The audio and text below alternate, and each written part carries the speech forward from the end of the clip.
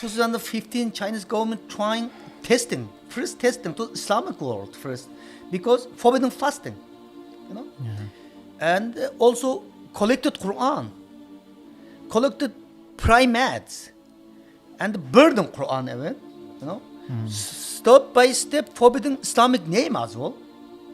We're talking on this issue to the world.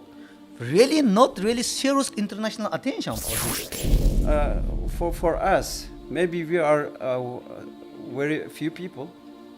We don't have a power like Tawud China has. But subhanallah with us.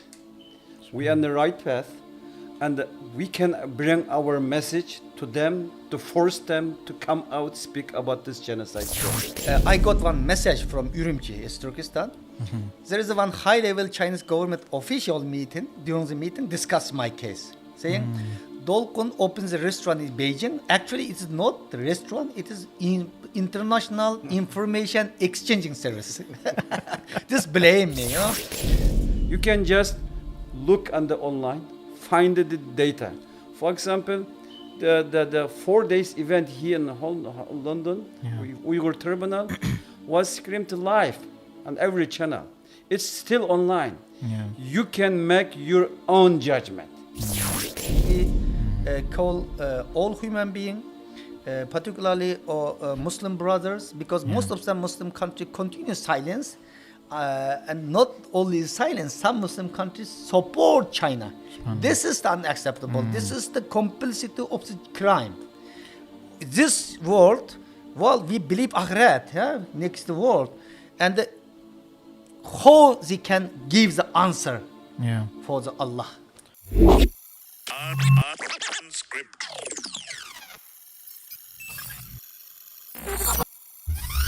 Assalamu alaikum, brothers and sisters. We've got a really special unscripted podcast for you today. We got the president and the inspector general of the World Uyghur Congress. Subhanallah, while they were in town for the Uyghur Tribunal, this is the representative body of all the Uyghurs diaspora around the world. Subhanallah, that's President Dolkun Isa and Inspector General Abdul Hakim Idris. We speak about the history of the brothers themselves, the World Uyghur Congress itself, and we talk about this special Uyghur tribunal that's just finished its first round of hearings in Westminster, London, just this week. Before we begin, just a quick reminder, if you want to be notified of any future uploads, remember to click the subscribe and the bell notification button. And if you like this podcast, remember to give us a like and a share, and give your feedback in the comments below. And also, if you want to support Islam 2C, an unscripted podcast as well, please do consider donating £5 a month at the website below. Without further ado, here we go. Assalamu alaikum, Mr. Dolkun Isa and Abdul Hakim Idrisi. Jazakumullah khairan. Thank you very much for joining us. Wa alaikum salam. Thank you very much. I know you're both very busy with your trip to London this time around for the Uyghur Tribunal, and we want to talk about that and a bit get to know yourselves as well. One of the problems I've had with you two is you're very humble, mashallah tabarakallah. So that's why I've got both of you on. Each one can talk about the other one, and to avoid talking about yourself too much. Mashallah tabarakallah. So well, let's just start off by maybe getting to know you both. Dolkun Isa, I mentioned that you're the president of the World Uyghur Congress. Yes. When did you start your kind of activist career, so to speak? Well, Assalamu alaikum. Thank you very much for inviting us here today. As you say, my name Dolkun Isa. I'm the president of World Uyghur Congress. I'm the Uyghur Muslim. My activism started very early, more than 30 years ago, when I was a student's time. And I was a student in Xinjiang, so-called Xinjiang University, 1984 to 88. That time, and we start, when I was a student, we formed Students Cultural Scientists Union. Propose educate all people, because 75-80% Uyghurs are analphabetic. Rural area people cannot read, cannot write. So we're trying to Uyghur students mobilize during the summer, winter holiday time and send students to rural area teaching of people. This is the main purpose. But Chinese government, when we start it, and China, we've had faced a lot of barrier, a lot of problems with the Chinese government. Then when I enrolled the university, I realized so many discrimination and daily discrimination. It is not only against international law, even also against the Chinese own constitution and the autonomic law as well. So, and in 1988, we held big demonstration, Chinese government discrimination policy against the Uyghurs. Then I was house arrested. Then later time, it was my last semester on the university. I was kicked out from the university. I was not able to graduate. So, and in 1994 I left. So that's mean my activism start when I was teenagers time. Yes. MashaAllah, a lot of people, young people are very powerful generally in terms of the movements that young people can start. And Brother Abdul Hakim was mentioning that you were part of the group that led how many thousands of students? That time, in the 1985, first students demonstration was happening. That more than 20,000 students was joining. Then 1988 was the more than 8,000 students were joining us. Yes. Abdul Hakim, were you with Mr. Dolkun Isa during that time as well? No, I first met with him, luckily, 1996 in Germany. MashaAllah. So you mentioned about the youth organizations you first kind of established and were part of. What's the trajectory after that? So are those youth organizations you helped kind of get off the ground, get more kind of people aware of their rights, even underneath under the Chinese autonomous kind of law, and then you were exiled. Yes. Pretty much. What happened after that? Well, 1988, I was kicked out of university. Then I moved to the Beijing, and I studied English and the Turkish language, Beijing Foreign Language University. And after 2 years, then I opened a small restaurant in Beijing. So many foreign tourist students, because in Beijing, so many European students, Arabic students, and Muslim students, and so many tourists also. Uyghur food very delicious, Uyghur cuisine is very delicious. So quite a lot of foreigners coming to my restaurant, eating. And I had a lot of foreign friends that time. We are talking about the Uyghur history, and we are talking, because most of some people don't know who is the Uyghur. So I trying to explain them, we are not Chinese. We have our own language. Our country has been occupied. I trying to explain this. So I had a lot of foreign friends. I didn't know that time, but later I realized I was monitoring all the time by the Beijing police. And in 1994, spring, beginning of 1994, and the Beijing police and had asked me to come to asked several questions, and why so many foreigners come to use the restaurant. I said, wow, it's all Uyghur, because Uyghur food is very delicious. Yes, very delicious. Because this police also all the time coming to my restaurant eating. Don't pay, Don't pay. Because you are coming to my restaurant as well. Well, and why you asked me this? Oh, we are asking not only you, we are asking because one street is more than 10 Uyghur restaurants. And all Uyghur restaurants, all boss, and have the same situation. Okay, but when I came and I asked some other Uyghur restaurant boss, no, we didn't have any question by the police. I thought, Then later time, you thought maybe it's your history. It is, yes. So and later, I got one message from Ürümqi, East Turkestan. There is one high-level Chinese government official meeting. During the meeting, discuss my case, saying Dolkun opens a restaurant in Beijing. Actually, it is not the restaurant. It is international information exchanging service. Just blame me, Sorry to interrupt, brother and sister, but just a quick reminder, if you do like this podcast, give a like and a share, get it to more eyeballs, inshallah, to get this important message out. Then I got, Dolkun is dangerous. If possible, you can leave. But I don't have a passport. it is not easy to get passport in China.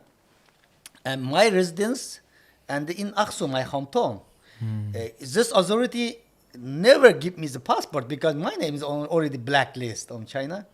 But in China, if you have money, you can do everything. It's a very corrupted government. I stay 4 years in Beijing. I have a lot of Chinese friends as well, and I earn a little bit money. Then very quickly, within a couple of weeks, then I manage one passport. Then beginning of the May, I left. I came to the Turkey. That time in Turkey is not much Uyghurs, not much Uyghur youngs, but at least 70, 80 Uyghur students study here. Most of them is my schoolmate, classmate in the East Turkestan. They are joining our demonstration. When I came, then we gathering all Uyghur students together. Then we established East Turkestan Students and Youth Organization. Then we organize a conference. We organize demonstration. We start a youth movement. This is something like following activism from East Turkestan. But Turkish government also a little bit not really trying to stop us, but we had some problem, you know. So because Chinese pressure is getting stronger to Turkish government as well. Then some of that time in Germany, Abdul Hakim was in the Germany. In Germany has a East Turkestan Union for Europe. First Uyghur organization in Western country was established in Germany. Because rest of some European country that time really no Uyghur community. Very few Uyghur community was exist. Is it because it's hard to get out of East Turkestan as well without passports and? Exactly. Yeah. Then 1996, and our friends who Abdul Hakim and some other Ömer Kanat, we met in Turkey. I met Ömer. He asked me, please come to the Germany, and we can do our work in the Germany. Then 1996, I came to the Germany and I met Abdul Hakim. That time whole Germany maybe 50, 60 people, not too much. And 1996 November we invite all Uyghur youth delegation around the world. MashaAllah. In November 1996 then we hold 4 days meeting, cultural gathering and political discussion. Then finally and we decide we have to set up one political umbrella representative organization of Uyghur youth. Then we set up East Turkestan World Uyghur Youth Congress, and I was the elected executive chairman. Ömer Kanat was the elected president. Abdul Hakim is the director of the foundation. Yeah. So this is the 30 years ago, 25 years ago. 25 years ago. So you started as with Uyghur Youth Congress. Exactly. And then that turned into the World Uyghur Congress? Yes, it is 1996 and the World Uyghur Youth Congress. Then 1999, East Turkestan National Congress was happening in Munich as well. Then there's 2 umbrella organization head office both in the Munich, and the 2 organizations sometimes we competition, sometimes cooperation. Then finally, in 2003, Chinese government called World Uyghur Youth Congress as a terrorist organization officially, and put my name also terrorist list. Until that time, is Uyghur cause was not very familiar.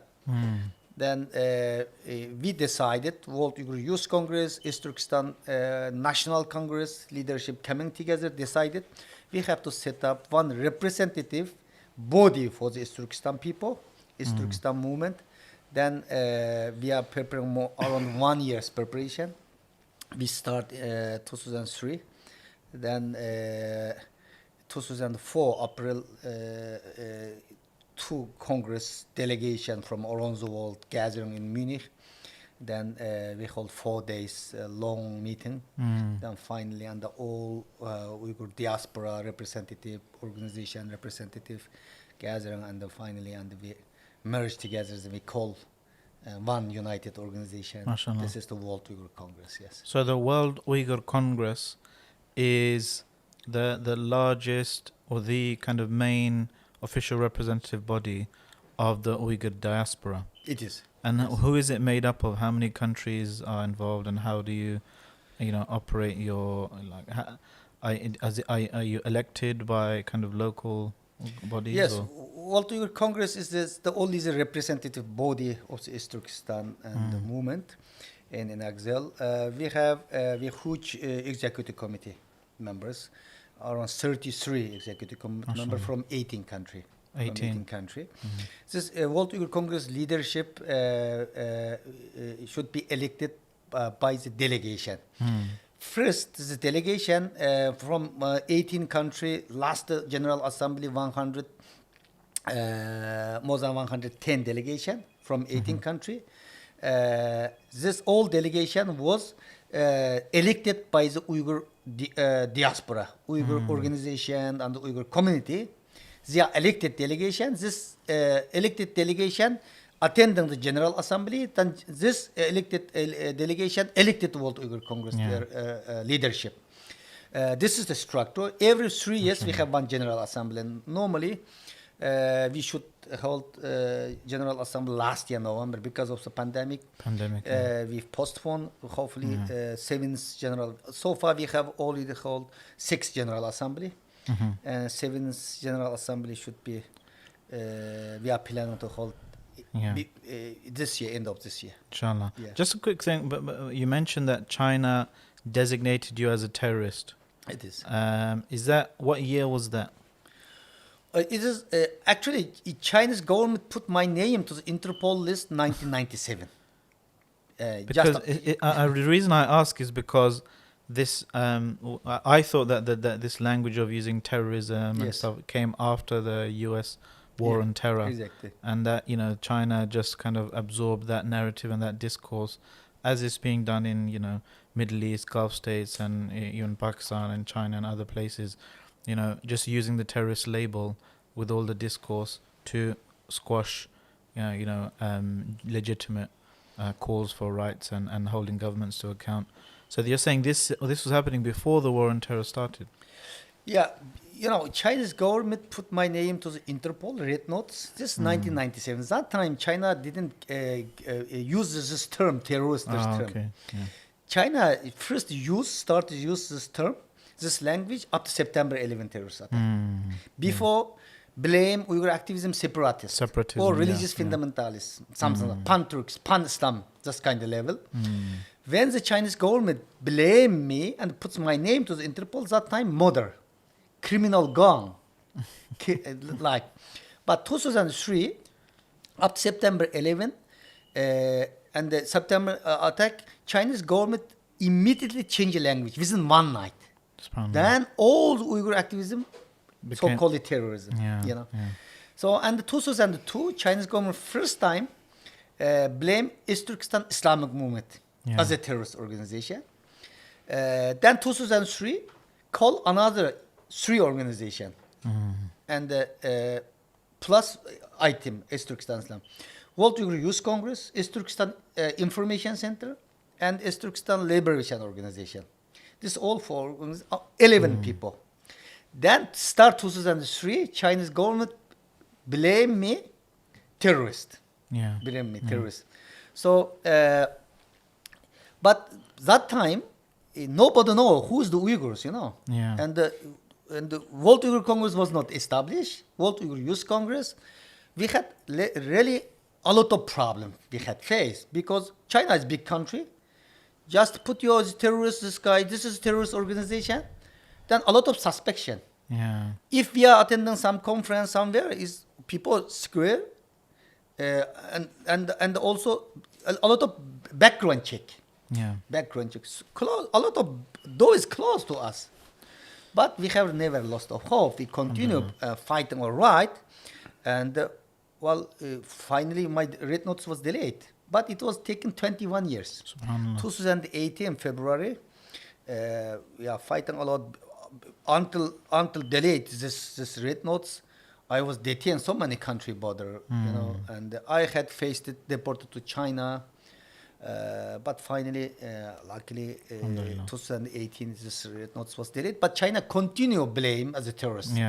Continue blame terrorist. Yes. So. What are some of the activities of World Uyghur Congress then, other than being the official representatives of the Uyghurs around the world? What are some of the things that you do? The World Uyghur Congress representative of the East Turkestan people. Mm-hmm. It works like a government, Mm-hmm. like a state. We don't have army or administration or ministries, but we do one state do for their country.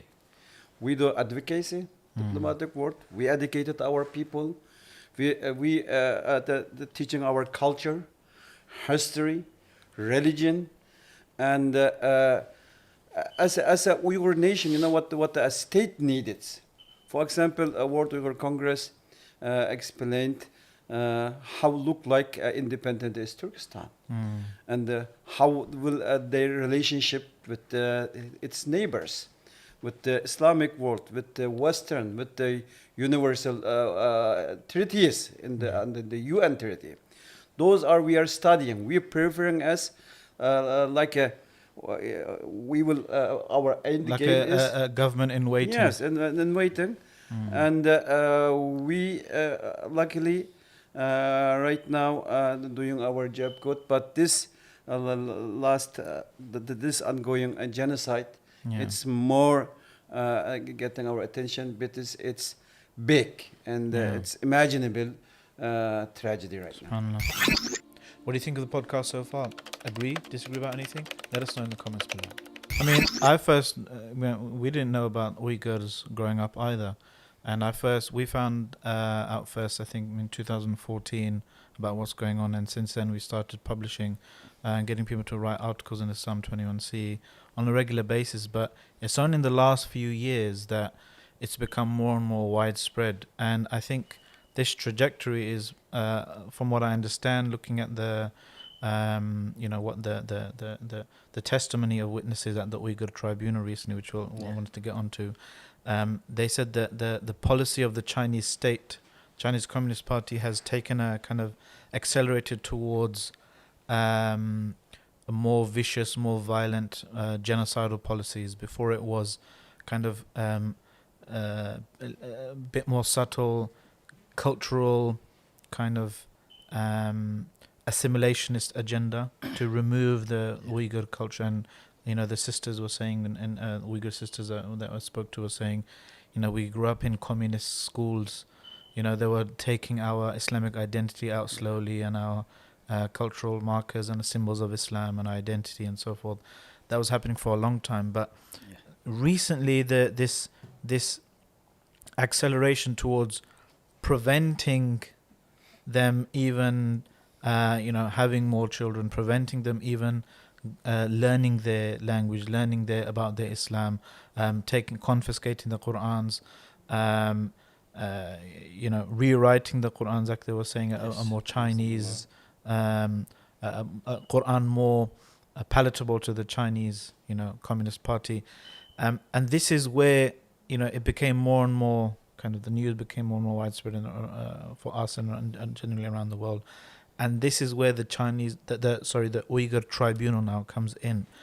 So the Chinese state has been denying these things, and it has a very strict kind of grip on the information that comes out of East Turkestan, what it calls Xinjiang province.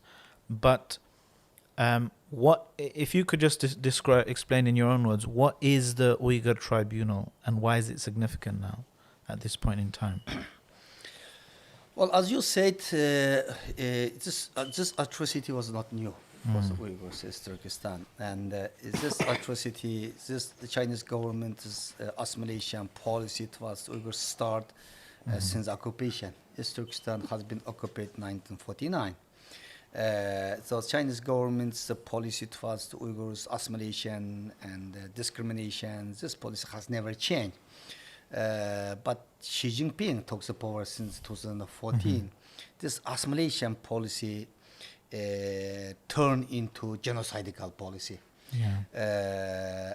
And 2016, China's government locked down more than 3 million people to concentration camp. We know that all the Uyghurs who live in exile, I personally, my family disappeared, Abdullah Hakim's family disappeared. All the Uyghurs who live in United States, UK, Turkey are on the world, we couldn't get contact with them. From 2016, end of 2016, then most of some Uyghur lost contact. We are trying to Chinese intention to the international. We know very well because Chinese government's intention is completely eradicated Uyghurs' identity and religious identity and eradicated Uyghur as a people. This is very clear intention. So we are trying to raise this issue to the United Nations, European institution, European Parliament, United States, around the world. But until 2018, very few international media attention or some country use very soft way condemning China. Yeah. But people is dying. People is dying. Time to time we got heartbreaking news. I got my mother died in the concentration camp. Next day my another the friends, brothers, sisters disappeared, died. We got horrible news. We couldn't sleeping. You know? And 2016, 2015, Chinese government trying first testing to Islamic world first, because forbidden fasting, you know, and also collected Quran, collected primates, and burden Quran even, you know, step by step forbidden Islamic name as well. We're talking on this issue to the world. Really not really serious international attention for this. Yeah? And well, we know, and this atrocity, discrimination, problem exists around the world. But you cannot compare it. At least, even you cannot grow up your bird. If you birth such a bird in East Turkestan, you will be terrorist. Immediately put in camp. Yeah? And the Uyghur woman, we are Muslim. We cannot head scare. Hijab is completely forbidden, even head scare. You know, even long dress. Chinese government is and intervene your all daily life. What you eat, even forbidden halal. This term is forbidden as well. And all restaurant is a halal restaurant. Halal. This sign must be taken out. You cannot use the halal. Chinese government Xi Jinping 2017 saying Islam compatible for Chinese Communist Party. Sterilization. Yes, sterilization. This policy, then we are trying under no international reaction. So we are thought, Chinese government's intention is to commit genocide against Uyghurs. We know that. Some countries condemning this United Nations level, but situation very seriously. If we not take concrete action, if China not hold accountable for the international law, then it's maybe Uyghurs another 10 years or another 5 years will be disappeared. This is the Chinese intention.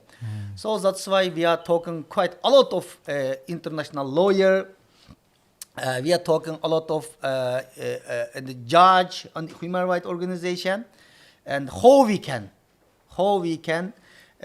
do this work, how we can China hold accountable for the crime, for its crime. Then and finally we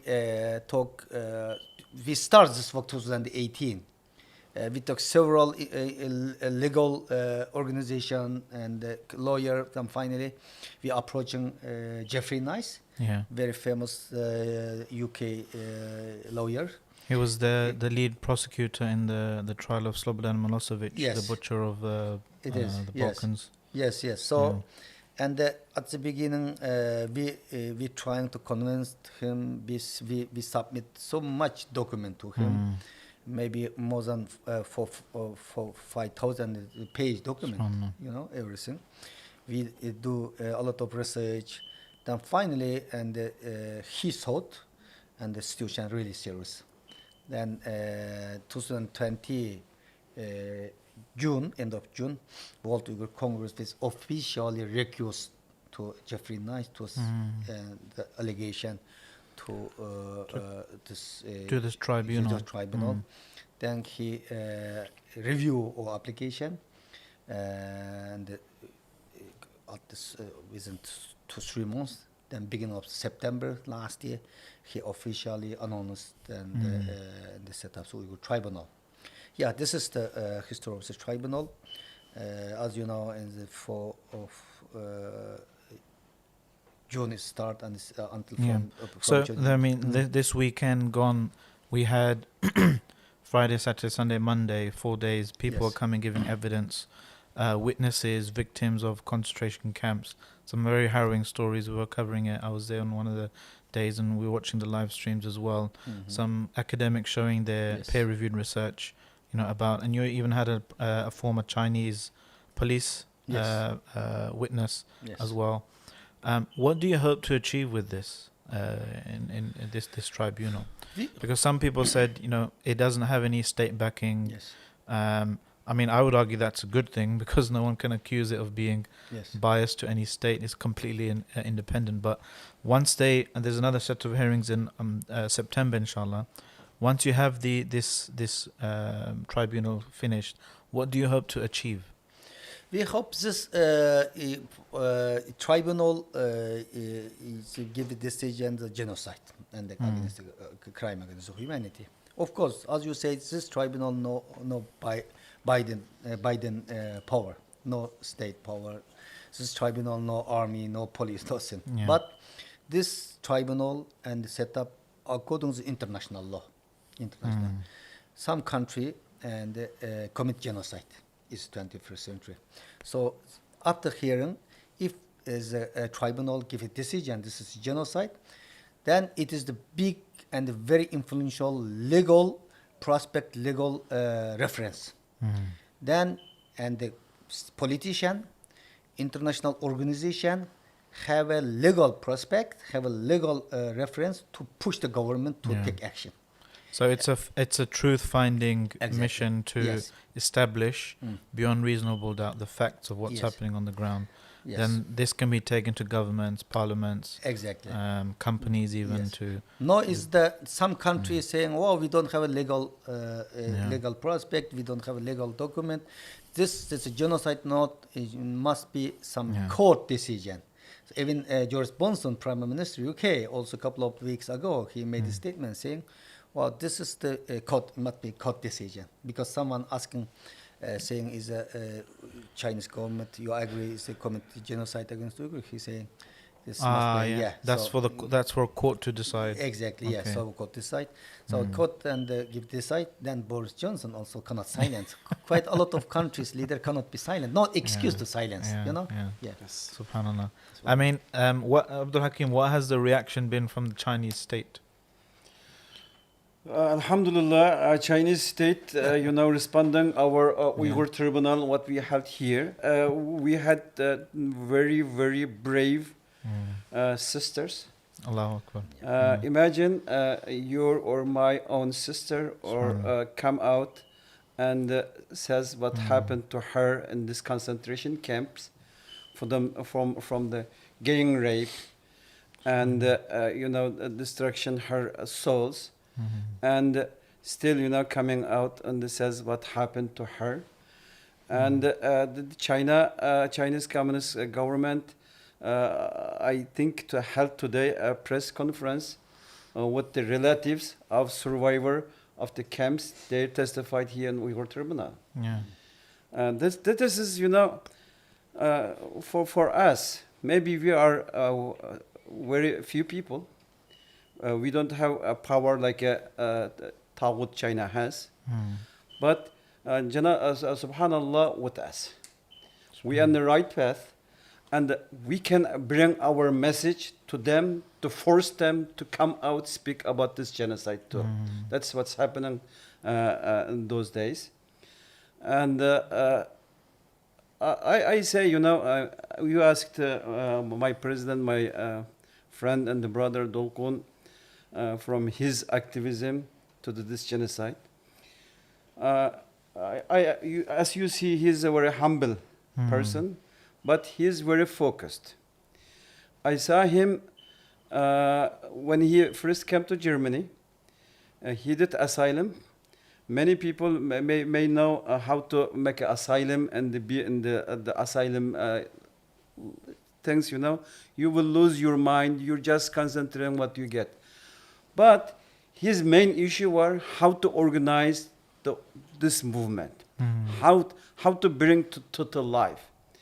He cooked sometimes, and then this asylum, what we call in Germany lager, the food, bring his wife. But at the time, he was organizing events.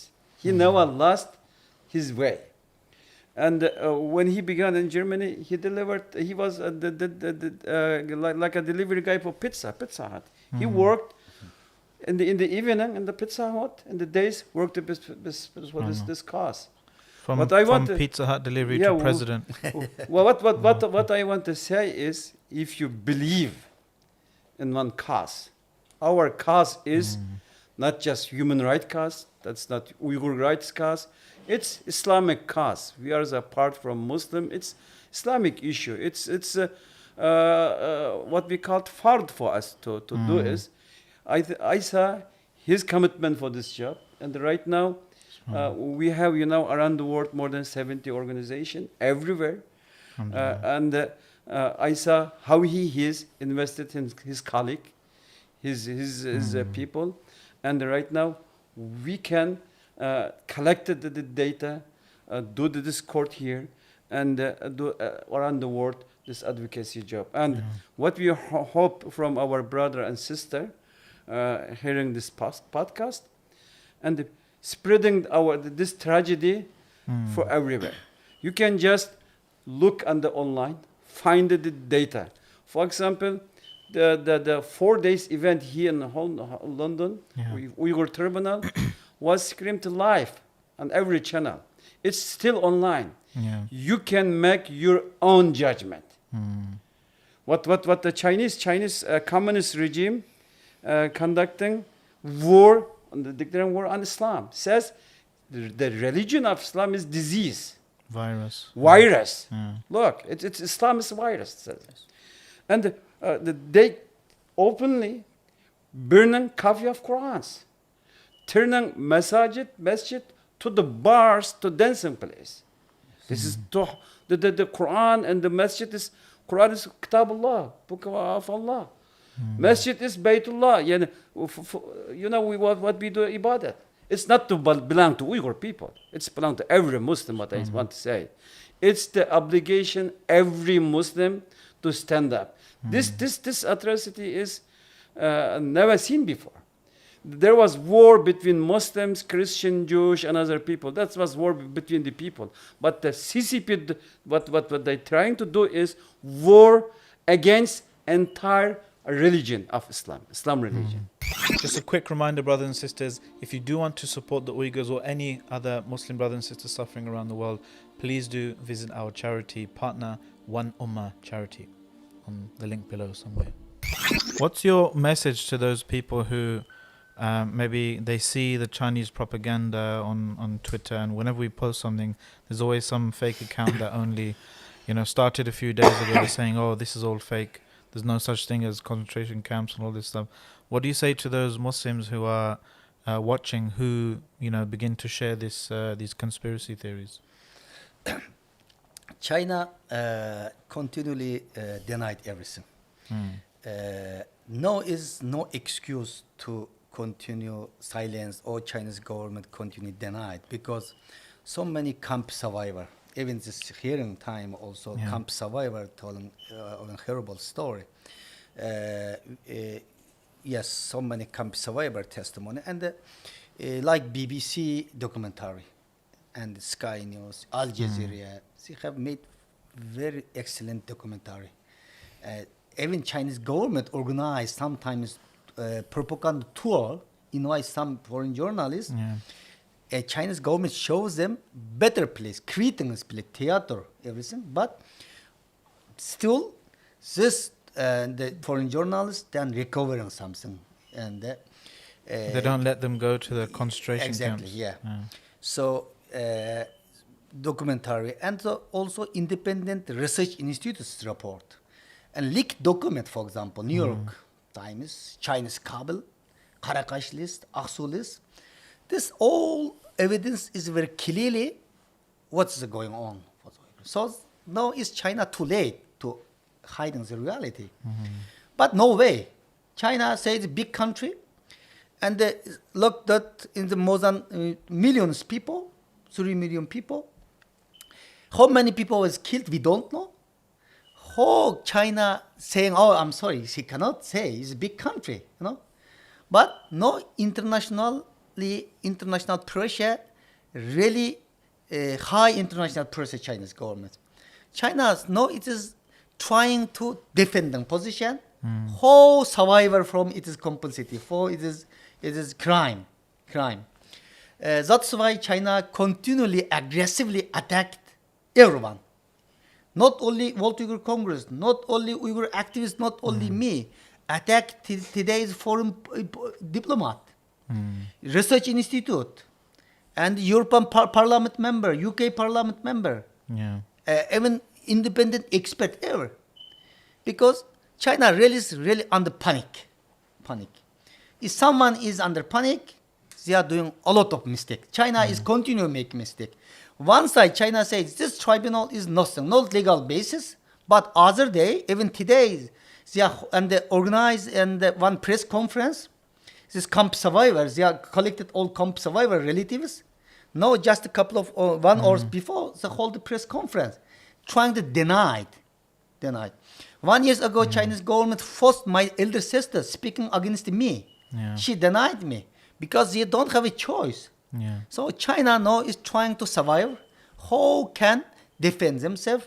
But it's too late. So I would like to say, some people saying, "Oh, this is the CIA conspiracy, this is CIA game," but people's dying, because I'm victims.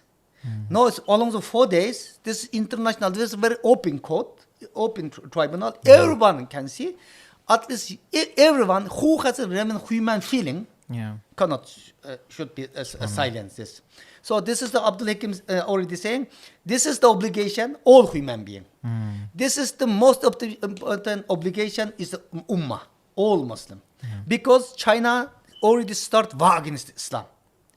Islamic value completely demolished, destroyed. Islam is Islam. China saying Islam should be compatible for the Chinese Communist Party. Well, but in this situation, is the Muslim leader continues silent. It is shame. This is the all human being, particularly all Muslim ummah, have a responsibility, obligation, should be stand with us and help us. Don't trust China's government is not we are saying, because even you already mentioned there's a tribunal, one of the Chinese police. Chinese police, he made a testimony here, not only we are Uyghur. So that's why situation is really dire. Whole region already turned open air prison. We are not talking about just situations of people who suffering in the concentration camp. It's the people staying not outside the concentration camp. Because no one feeling safe. What will be happening next hours, next day, next week? You don't know. Without any explanation, you can take and bring to the concentration camp. And to the forced labor, organ harvesting. This is all that's happening today. So that's why we call all human beings, particularly Muslim brothers, because most of the Muslim countries continue silence, and not only silence. Some Muslim countries support China. This is unacceptable. This is the complicity of the crime. This world, we believe akhirat, next world, and how they can give the answer for the Allah. Sheikh Abdul Hakim Idris, he's the author of this book, Menace, on China's colonization of the Islamic world and the Uyghur genocide. And we're going to have Sheikh Abdul Hakim on again, inshallah, to go through this in a bit more detail. I've only just managed to read the introduction and I'm hooked. So once I have a read, inshallah, more detail, we'll get you back on, inshallah. But we just wanted to organize this quick, short podcast because the president, mashallah, Mr. Dolkun, was in town.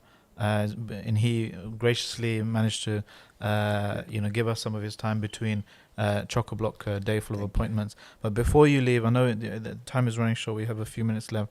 I want to get your practical advice to the Muslim brothers and sisters. What can we do? What do you want the Muslim community watching here and elsewhere in the world? What practical things do you want them to do? Well, thank you very much. And at least today you invited us and listening us and broadcasting our voice to the Muslim brother. It is the first step, of course. And we already told, and there is in the UK huge Muslim community. Huge Muslim community. You have a very close contact the Muslim government, Muslim civil society, the country. Yeah. We don't have much capacity in the Uyghur Muslim.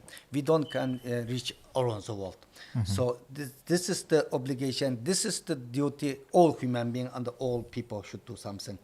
So and you have a contact and civil society in the Muslim country. Saudi Arabia, Egypt, Pakistan, Malaysia, everywhere.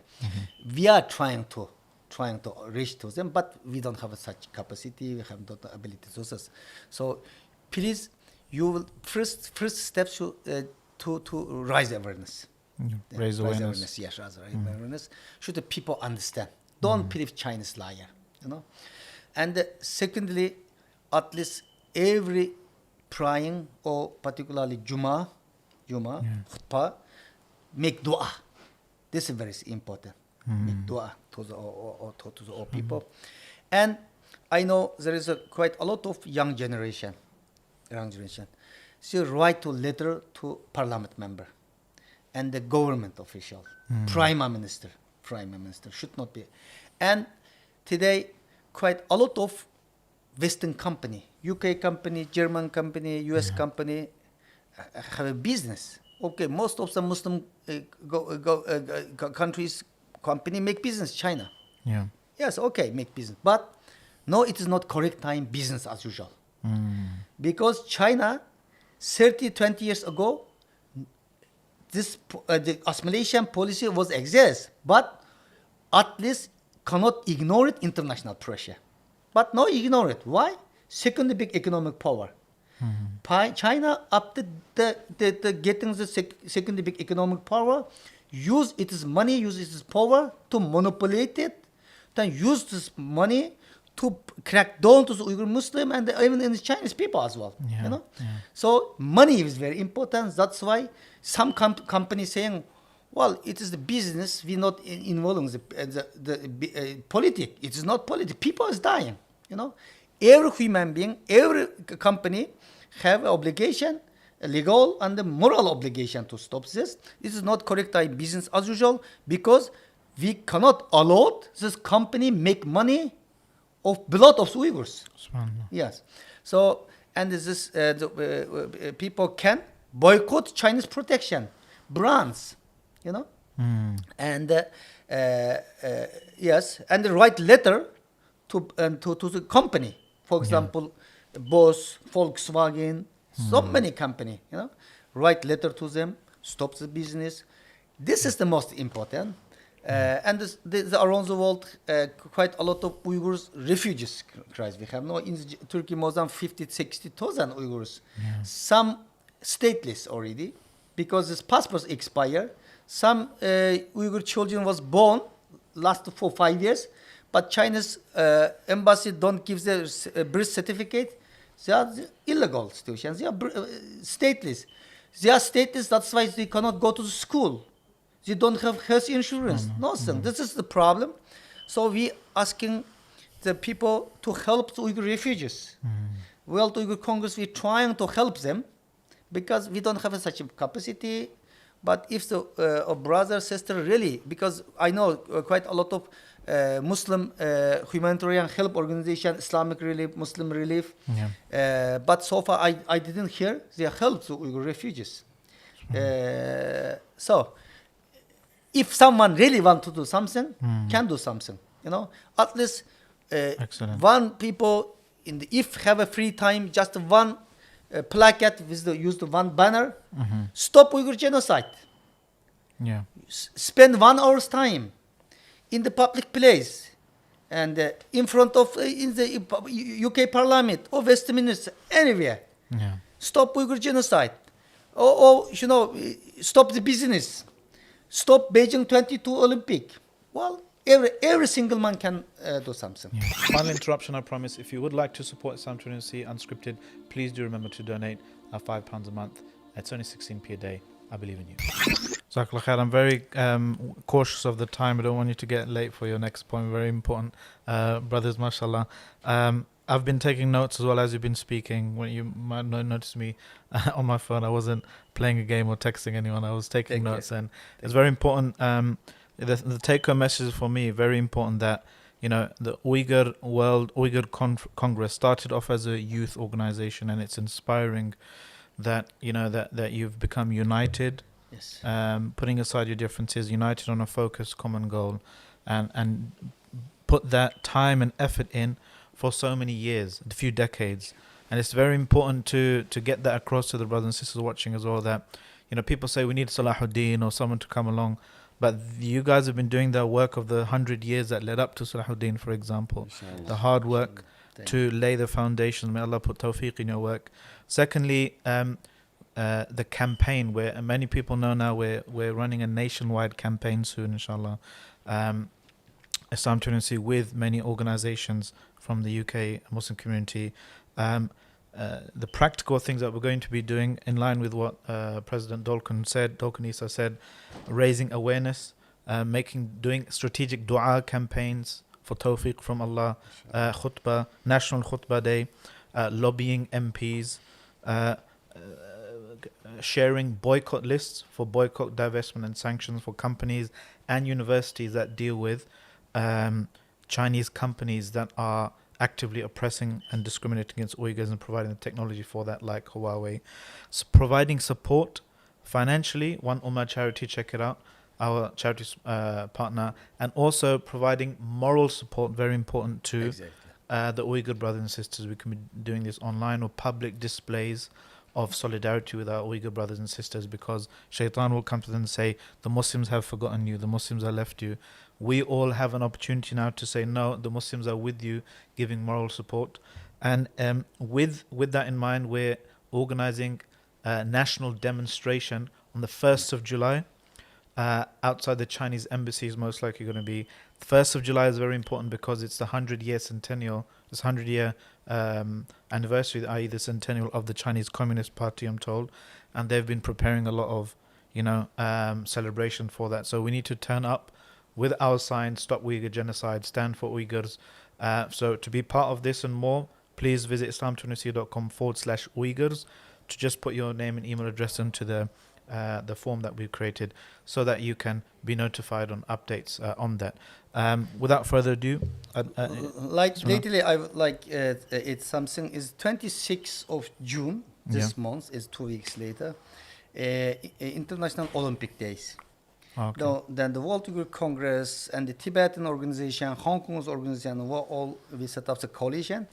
We are planning to organize a worldwide demonstration that day, in the 23 of June. Okay. We mobilize some people to Lausanne, Switzerland, in an International Olympic Committee. Mm-hmm.